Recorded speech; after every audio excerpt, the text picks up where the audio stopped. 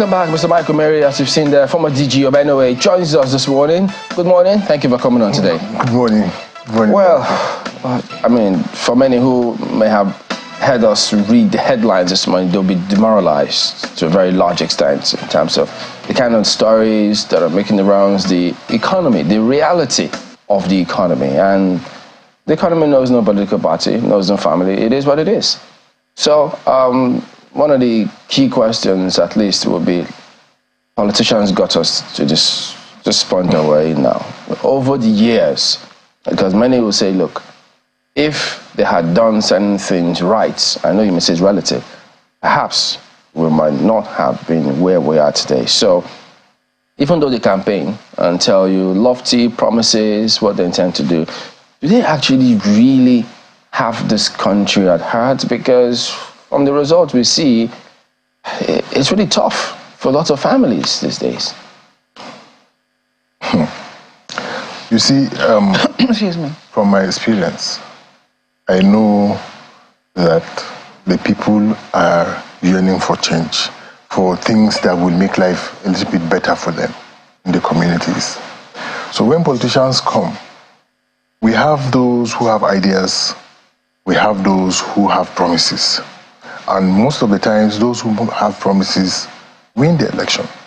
So they win the election not based on the ideas that you want to put together and implement for the good of society. So when they win the election based on the promises they made, they come here, they don't even understand the institution, democratic institutions, they don't understand governance, they have come to make it. So what is the reason? Now you find first, what is the motive behind the promises that you have made in the first place? So I can get an opportunity to go into government and perhaps make money. So, like someone said to you, yes, politics has now become an industry, short term with a harvest period. So everybody comes in within 4 years, let's just harvest and go. They don't even think of life after, that they will be part of society, that office of citizen of the Federal Republic remains permanent. If you go into government, it's just 4 years. They call you by whatever title for 4 years. After that, you come back and remain and become a citizen, and you have to enjoy the promises you made, which you never kept. But they don't seem to care about all of those. All it appears they focus on just getting there at all costs. Because people believe they can make money that will last them a lifetime in the Nigerian system. And look, the Nigerian system is such that has little capacity to check institutional infractions. We don't check. You just appoint somebody into any office. You don't, no checks, nothing. He just stays, steals and go. Nothing happens. Feeble attempts at, punishing people or investigating to punish people, but it doesn't go beyond just what they do. And they quickly make friends with the next person in government and everything is abandoned. We come back to square one. So the institutions are not strong enough to even support afterlife, office, misdemeanor committed in offices. How easy or difficult is it going to be to fix this, the institutional part? Because if we don't have those very, very strong institutions, no matter who the president or governor is, we will have a challenge still. All the institutions that appear to be strong, that can help wield state power, military, police, and all of that, they are all weak. They are all very weak, with due respect to the efforts of our men in the armed forces and other services. Is it the politicians that weaken them? Yes, simply because, like I said earlier, those who make promises don't even understand the institutions they are coming to use for governance. So when they come, is how to maintain. They use this for regime protection, for self-perpetuation, and so forth and so on. So when you have people kowtowing to the whims and caprices and wishes of leaders, they will not help to maintain the situation. Everybody is appointed based on who you know, not what you know, or how to do that. Most of us that find ourselves in government is just based on who we know. But is there of course there's hope. I mean, I was going to ask if there's hope. This will connect with the elections, how we elect our leaders and get certain things right. There will always be a huge debate about that one. But it has to be asked, is there anything really to actually say, you see, given the way we conduct ourselves, how we do our elections, there can be hope? You see, of course there is hope so long as we live. If not for hope, many of us will not be where we are. You see, I have our leadership recruitment process, I keep saying, has some faulty elements that characterize that environment. If you want to be a politician, in other places that are trying to develop their own kind of democracy, or what they call democracy in their client, you find that people go for internship everywhere for one thing or the other, even political internship. You see interns in the presidency, in the state assembly, and the national assembly, and so forth. You see interns there. But that is towards leadership recruitment. We don't have it here. We don't have them. We don't see people don't germinate through the right wrongs of leadership. Oh, so wait. Maybe you should explain your understanding or perspective of leadership recruitment process, because to some people, they may say, yes, in other climes, they already know who may likely be the next president or mayor or anything, because they see a certain class of people having gone through certain schemes and foundations. But yes, we don't have that here. And then sometimes here, it appears as though it is just election that takes a large chunk of what people refer to as our leadership recruitment process. Is that what you mean? No, that's not what I mean. Okay. You see, Nigeria by now should have a development plan that everybody, irrespective of your political party persuasion, will accept that this is our national plan. We will not deviate from it. So whoever comes into power, no matter your party manifesto, must align to these national goals that are encapsulated and agreed by everybody. So if you are leaving university, or you are a student in the university, and you want to be a politician, you go to a political person's office, you see that the goals you are taught about the aspirations of your country are not different from what these leaders are trying to implement. So you are learning not just the art of governance, but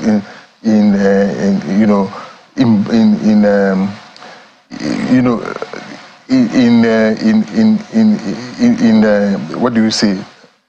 Imbibing the values, the virtues of your nationhood. So you want to protect it as you move along. Whether you eventually find yourself working in any office as an administrator, or you follow those values. But here, it's not that way. This is a country where people come to learn on the jobs at the highest level. And it's really disheartening, to be honest. I think that's why a lot of people were looking to the ministerial screening. Even some people say it's early days yet. After our elections, that part of the reason why we hold elections is to see how we can change the system. I know that there's plenty of focus on the federal government, and rightfully so. They still have a huge chunk of whatever comes from the federation account. But then there's also the question of the states. Are there any states right now that you are looking at and you're thinking, why are we not looking at the models that have been adopted in these states? Are there any that have caught your interest of late? Believe me, Maokwe, I can't.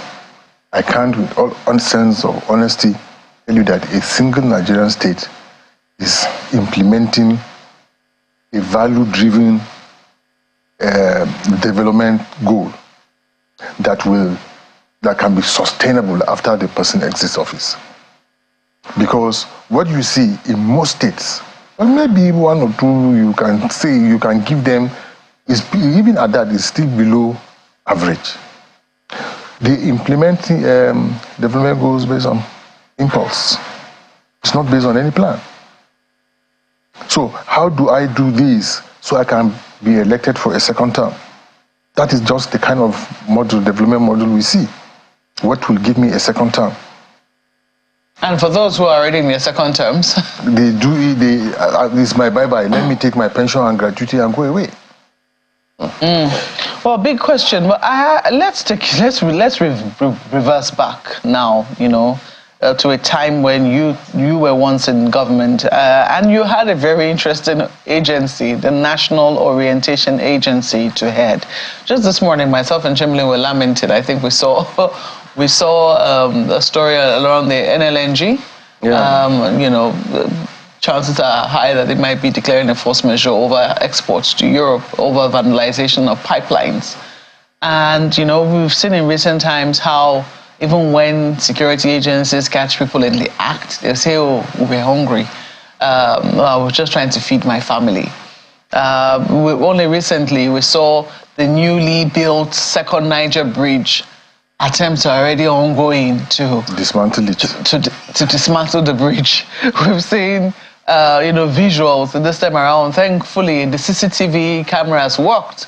We saw people, somebody, willfully coming down from a vehicle, expertly removing manhole covers, putting them inside his vehicle.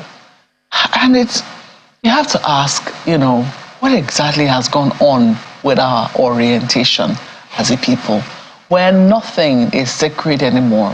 What is supposed to be even for our own protection and safety, we don't even think that it is worth keeping anymore. As long as, there's profit to be made, people just think it's okay to take it. When you were at the helm of affairs at the National Orientation Agency, what did you consider your biggest challenge? Well, first was then Nigerians were quick to blame the devil for everything. Now it's hunger. Blame the hunger for everything, every crime that we willingly plan for it, prepare for it, go out and commit it, then we blame someone else. Now, even at that, the real challenge that we faced was how to even get our leaders agree that we needed to have a common national value or common national values. I remember I wrote a memo to emirs and chiefs as custodian of our values and tradition. They are quick to give chieftaincy titles to people in the community for whatever reason. You don't really understand what those people, many of them, you don't understand what they have done, how they have actually sweated it out to contribute, to earn the resources they have to contribute to their society. So I now said, please give us a guide as to what constitutes your own value in your own state. Let us get from all the 36 states. We'll put it together, sit with you, Council of Chiefs, National Council of Chiefs. Let's agree that these are the national values of this country. Then let's propagate it. You maintain it. So if anybody comes with money to say he's whatever input he's making into your contribution is making in your community, try to find out how whether he certify the criteria, the value-based criteria that you have drawn up. Then you reward him to encourage others. So we now have heroes, mentors that mentees will be looking up to because they are upright and doing the right things. Believe me, I didn't get it right. I didn't. One of the chiefs, one of the emirs, wrote to me that we have been doing this thing before you were born. So who are you to ask us to tell you this thing? We give traditional title to whoever we want, but it's at the detriment of society. And I remember talking with one other. He told me that that was a response you got back. That was the response I got from one person who decided to respond. Yes. How many of them responded? Only to one. I had to go there, and he said, "Well, you have your When I asked him, he said, "That is your work. It's not my work." That's what he told me. And we moved from that to another subject matter. No response, nothing. I wrote to all of them. So unless, as a nation, we define our national values, tie it to our developmental aspirations, teach it, learn it, let it be everywhere in the public space. Let people see that, there is diligence, there is a reward for hard work, for commitment, for then you begin to look for, people will begin to look for expertise in order to participate within their small communities. And you see people learning this, and we carry it. We don't have it. When you go to the other places that will help you with some of these values are the churches and the mosques. I have been to both in the course of work. We have a challenge there too. There is a challenge. Big. It's so big that, I don't know, they said, I'm a Christian, they say don't talk bad or evil about men of God, I don't know. But look, they need to sit up. They need to lead by example. They need to check their followers. Those days, you will see a malam or priest will be visiting families to see how they live, what they do, and so forth and so on. We don't have all of this. And what are they teaching? They teach you, encourage you, they motivate you to donate for causes you don't understand. So a lot needs to be done. And that is why I say if we have a national culture, even our religion can be, but can benefit from it. We'll talk a little more about your experience while you were in government and see what can we learn, can we, of course we can improve, but how? We'll talk about that when we come back in just a moment. Don't go away.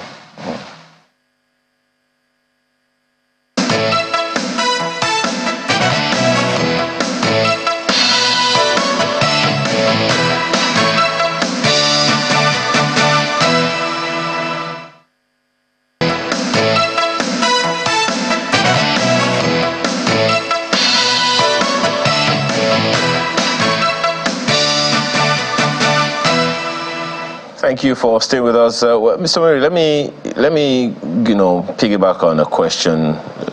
One of your responses earlier about us needing to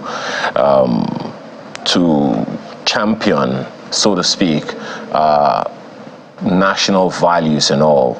I'm actually particularly glad, very, very glad indeed, that you talked about the national ethos, because it's one of the things that I've been talking about for a while. But when you talk about national values, I go straight to the Constitution, and Section 23 is very, very clear. The national ethics, perhaps another word for values, shall be discipline, integrity, dignity of labor, social justice, religious tolerance, self-reliance, and patriotism. Aren't these enough? No. These are also part of what constitutes the mandate of the agency, of the NOA, promoting dignity of labor and all of that.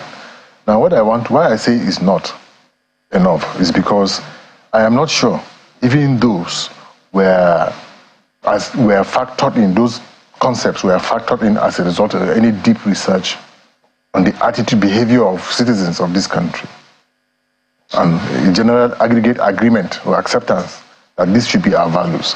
And if you have such enshrined in the Constitution, don't you know that, you should also know that in communities, there are nuances and behavior patterns that have become part and parcel of society.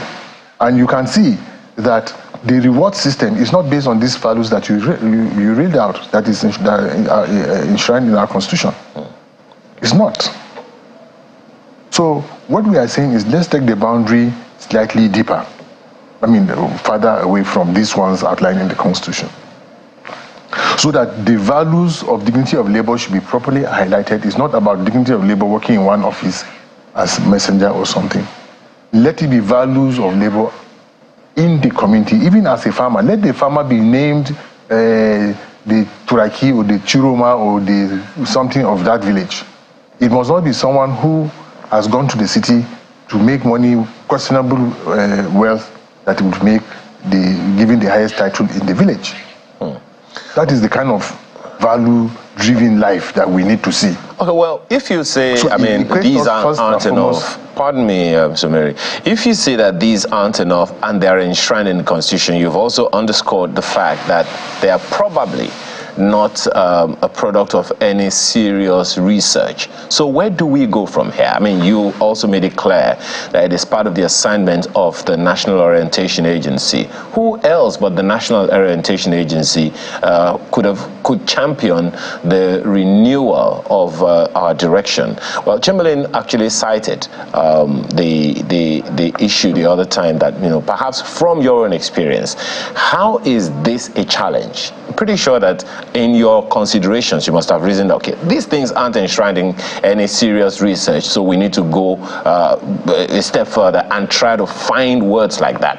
What was your experience in that regard, and how do we get around this to ensure that every Nigerian can actually have, in the Constitution and anywhere else, values that are true to them and they can live with? First, I tried to explain my experience on how the effort we made and the feedback we got. But if I had a second chance, perhaps I would have done it differently. How? I would have elevated that aspect of our national life into a theme of national discussion. Undertake a number of advocacy visits, work with a number of socio-cultural organizations apart from the traditional institution, and ensure that the professionals, the socio-cultural youth, everybody is able to, is engaged and able to make a contribution, so we now have a national template from which we can derive something. If everybody is we're talking about it, I'm sure. Just like we complain about fuel subsidy and all of that, let's talk about our values that way. Let's amplify it and talk about it. Well, then we'll get something out of it. Well, Mr. Omeri, I'd like to also trail back to one of the points that you made earlier about Nigeria should have a development plan, how the country should have a development plan that leaders should abide by, regardless of their political affiliation. I wonder if the difference in, political party affiliation has impeded the implementation of development plans that Nigeria has had over the years, and if that is responsible for the big defections that we've seen in our recent democratic history. We've seen how state governors defected from their own political party to the ruling party. Ondo is recent in history, Edo is recent in history, Zamfara is also recent in history. And if that is also responsible for the different levels of development that we've seen in those states of the Federation, what are your thoughts on this? You see, before now, this nation, during the Gowon era, even before then, had a national development plan. Up to the Shagari era, we had something that we were looking up to. It may not have been long-term, 100 years, 50 years, but at least there was something that you could see that they would take from and then create a national budget. This has been abandoned. Now, some of these state governors and governments that have come, you see, if you want to grow railways, let's have a culture of constructing railways for the nation. So that if the federal government is doing the laws, national policies, let the state governments be doing something. That is why you can have various types of railway, even roads. You have federal road, you have private road, you have state government roads. But all of these infrastructure complementing each other. It takes development to where it should go. But we don't have that. So you find a contradiction. While the national need is to ensure that our railway works, but the state government is busy thinking of how they can do one flyover for 18 billion naira in the city. Well, it's not solving the transport problem there. It's not helping commerce. It's not helping the movement of people, of goods and services. But Mr. Omeri, besides the need for self-perpetuation that may inform the need for this defections that we have seen in our recent history, are there any bureaucratic concerns, at the interaction between state government level and federal government level that impede that alignment with national development and, by extension, the National Development Plan? Is the absence of it. Yes, these defections here and there, they are not done because people want to get something to develop. They only lie that they want to put their state in the center. It's just lie, another kind of lie. Okay, so what we need to see, if you are putting your state in the center, why are you putting your state in the center? Tell us. Is it because you want to do, there's a national policy on some kind of infrastructure that is being developed, and if you are not part of the government at the center, you will not get it? It shouldn't even be so, because a policy for Nigeria should be for Nigerians, whether it's APC or PDP, whoever is at the helm of affairs at the federal level. So you just key into it. We don't have to be in the political party, or it's just for perpetuation. You know, you are just looking for a platform to take power. Take the power, what to do with it, you don't know. There are state governments, some of them will go and put, this road is a federal government owned road, but who is using it? And besides, we have it on record that people, they can come into discussion with federal government and say, this is your road, you don't have resources, we have, can we do it, you reimburse us? Has it not happened? Can't we do it? So you must not be another party to do it. And for anybody in the federal government who will stultify or deny what is due to any state on the basis of political persuasion is not patriotic, is not fit for leadership, must not be voted for, must not, definitely he's practicing, what is democracy first? Is it, what democracy, what is, sometimes I get worried because you say, for instance, after an election, you defect to another party. Even the citizens cannot complain. They say you don't have locus. You don't have a locus standard or whatever they call it in law. When you are the actual voter, you are the owner, the custodian of the power that is vested, is given to someone. You voted. And they say you don't have locus to challenge anything. It's only the political parties that will do. It's only, and the people, the political party exists because they are people, they have members. So let us give more power, even though the power to elect of choice resides with the people. Let us give them more power to interrogate. Those institutions, there are public institutions created for this purpose. The NOA, of course, is one. Give it adequate support. There are public complaints commission. There is some others like that all around the country. But what are they doing? They are the weakest institutions in our system. Well, we can only hope that some of these recommendations you're putting out will receive life, under this new administration. But in trying to be optimistic now, Mr. Mary, the president has said, so many right things. He said, let the poor breathe. He said, I campaigned for this job. I worked hard for it. Don't pity me. And he has, in fact, come up with a development plan on his recent speech, where he outlined a number of things that the administration plans to do to cushion the recent economic hardship. Would you say that this plan is comprehensive enough? And is he surrounded, by the way, by the right people that will help to, give life, execute this judiciously? It may not be comprehensive enough, it can be better. But then look at it. Already, before the president finished reading out the interventions, some state governments are doing something different. They have started doing different things. So how do you succeed? That's just what I'm saying. Let's have a national culture of doing things. Okay, so that we complement each other. All right, as we wind down on this, so could you tell us, what was the major impediment that stopped you from performing better than you did when you were DG of NOA? I hate to say it, but I have to keep saying it, that the agency, first and foremost, need to be insulated from the vagaries of incompetent ministers of information like the last one. They must be properly funded.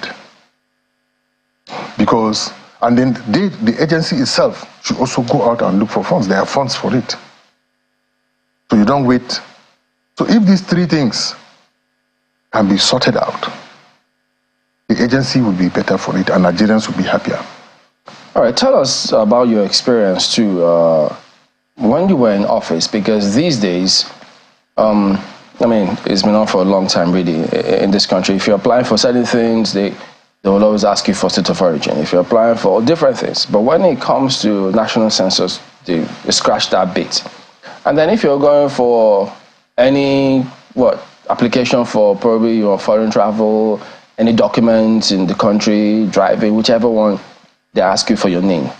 While we're doing some registration for, I think it was inauguration of the president, and some state officials, SSS, did say, well, if anybody don't have name, if you don't have name, then you're not a Nigerian. But when it comes to elections, they disregard the name. They don't look to all of that. And people have argued, why can't we then all say, since we all say, well, we have NIN, you must have NIN to be a Nigerian, and use it to vote? No, it cuts to the chase. So what was the challenge when you were in office? Why didn't the government at the time develop a national database that we can call social security, such that that can be the data, the basis upon which the country can develop? States have a credible database, they can distribute palliatives or whatever they call it, and ensure we can plan properly with appropriate data. I just don't want this program now to sound like lamentation, time for lamentation. The NIMC, National Identity Card Management System or something, was introduced, I think, by Obasanjo or even before him. Issue at our harmonizing our data at National Population Commission was going on.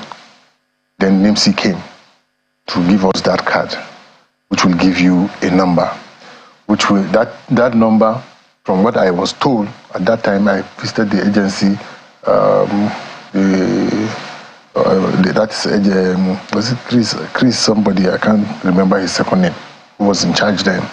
The card was supposed to serve just like the ATM card. The ATM card is your social security identity number. It should give you access to a lot of things. So that is the data for Nigerians. All you need to do at any point in time, immigration anywhere, is to punch. If you see the data, what I have, you see everything about me. But Nigeria today is the port of data collection. But Mr. Mayor, I remember too at that time, sorry to jump in, the name of the minister just skipped me. The program failed massively. There was corruption in that particular program. We saw the data, the cards all over the place. Today he's a free man. If not dead. Yeah, but subsequent efforts were made.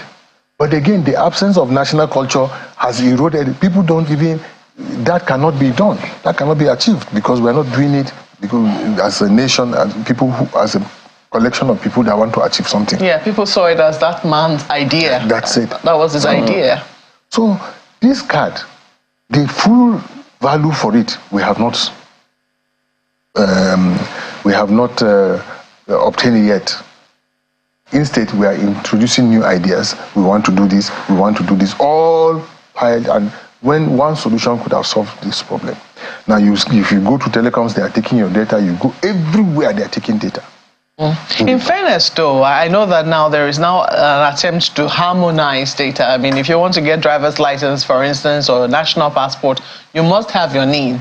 But people are saying that the only place where this doesn't seem to apply is for INEC. INEC seems to be the only body that is not requiring a NIN. And people are saying, look, that needs to change. Yes. But I am just wondering, when you look at, because initially what we're looking to talk about is how people internalize government policies and the political and economic policies of government. So I'm just wondering sometimes, because you've talked about the affiliation of the Ministry of Information with that of the National Orientation Agency. And this information that, the government policy is supposed to percolate to the very bottom. I know NOA is supposed to have offices in all 774 local government areas of the Federation. But one has to ask, how effective are they in disseminating this information? People, for instance, this subsidy removal now, people are still wondering, people are still looking to government. They think this is government increasing the price. People are yet to understand that what it means is that, the laws of demand and supply are now in force. And it is whatever it is the market says that you will buy petrol at. So I'm just wondering, do the agencies themselves understand the policies? Talk more of now disseminating it to the people. I'm just wondering, was there a peculiar, because you also had the subsidy brouhaha during your time as well, and you saw how much of a challenge that was. How difficult is it for even the people who work at NOA to assimilate these policies before they now start to distribute them? Okay. You see, there is a difference between information, communication, and public affairs. Close as they appear. They are intertwined, no doubt about it. but they are different. Now, if you are introducing a policy, information gives the facts. Communication processes it and communicates the facts to the people. And public affairs can do other aspects of communication. They are intertwined, all right. Now, if you are introducing a policy where the implementer himself has his own biases that has not been purged because of this national drive that you're talking about, his attitude to it first is of resentment based on his own feelings, his own appreciation of it. So you are bringing an issue that the people are already complaining they can't, even they cannot come to work, cannot fuel their vehicle, cannot pay school fees, cannot do this, and you want them to go on air and tell people that it's the best policy. It's going to be a problem. It's a problem. Well, we'll have to, fortunately, these are some of the issues, and we couldn't even take it a little further in terms of religion, because you look at Saudi Arabia, look how developed they are. Look at Israel, look at how developed they are. But when it comes here and we come with religion, just look at us. We need to look at ourselves in the mirror and ask ourselves, what are we doing to ourselves, really? Well, thank you for coming on. Mr. Michael Mary, DG, former DG of NOA. Thank you. I hope I'll have the chance one day to discuss this religious thing with you. Yeah, we will soon. Well, that is it from here. Let's head over now to Lagos.